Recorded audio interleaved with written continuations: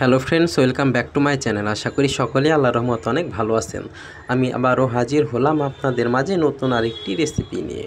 আমি আজকে আপনাদের সাথে শেয়ার করব আলু টমেটো দিয়ে গুলশা মাছ। তাহলে চলুন দেখে নেওয়া যাক। কড়াইয়ে তেল গরম করে তার মধ্যে আমি পেঁয়াজ কুচি দিয়ে দিলাম।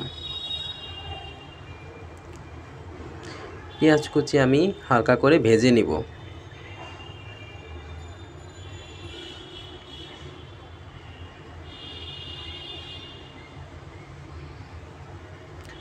এখন আমি দিয়ে দিলাম 1 চা চামচ আদা বাটা, 1 চা চামচ রসুন বাটা, সাথে দিয়ে দিলাম পরিমাণ মতো লবণ। আমি 1 মিনিটের মতো কষিয়ে নিব যাতে আদা রসুনের কাঁচা গন্ধ চলে যায়।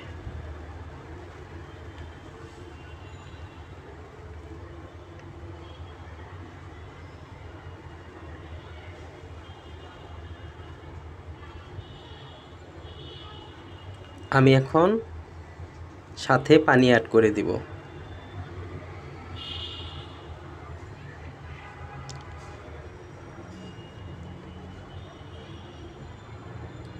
মরিচ গুঁড়া 1 চা চামচ, হলুদ গুঁড়া আধা চা চামচ, ধনিয়া গুঁড়া আধা চা চামচ, জিরাও আধা চা চামচ। এখন আমি নেড়েচেড়ে ভালো মতো মশলাটা কষিয়ে নিব।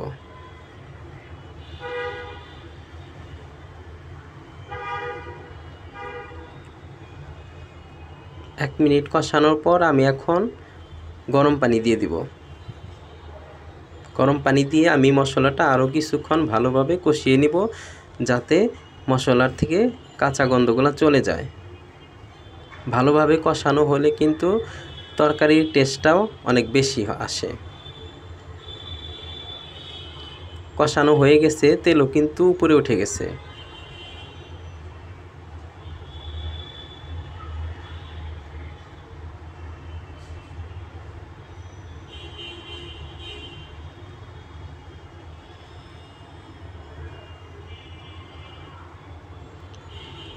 আমি এখন দিয়ে দিলাম ধুয়ে রাখা গুলশা মাছ।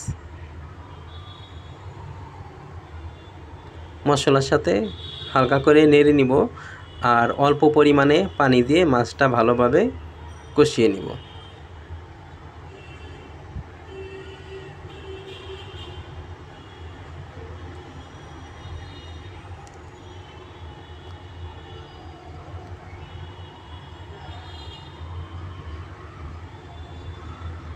কষানো হয়ে গেছে, এখন আমি মাছগুলো তুলে নিব।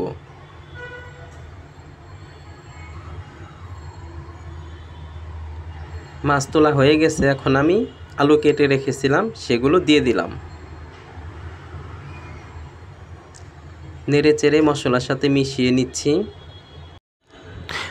আলু কষানোর জন্য আমি এখন গরম পানি দিয়ে দিব।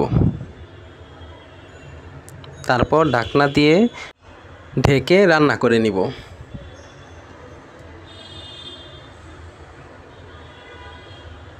আলু কষানো হয়ে গেছে,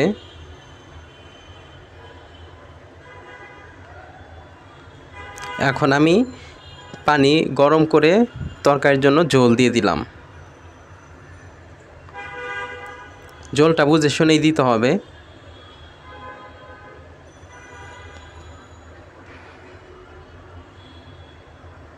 তারপর আমি আবারও ঢেকে দিব। 3-4 মিনিট পর আমি ওই মাছ যে কষিয়ে রেখেছিলাম সেই মাছগুলো আমি এখন দিয়ে দিলাম।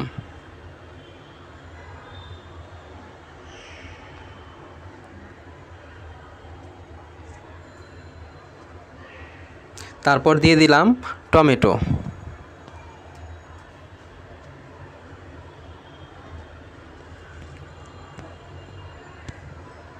ঢাকনা দিয়ে ঢেকে আরও 2 মিনিটের মতো রান্না করব, কারণ টমেটো সিদ্ধ হতে বেশি টাইম লাগে না। এখন আমি কয়েকটা কাঁচামরিচ ফালি দিয়ে দিলাম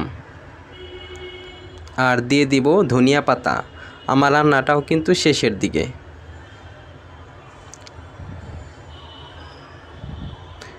জাস্ট 1 মিনিটের জন্য ঢেকে রেখে দিব।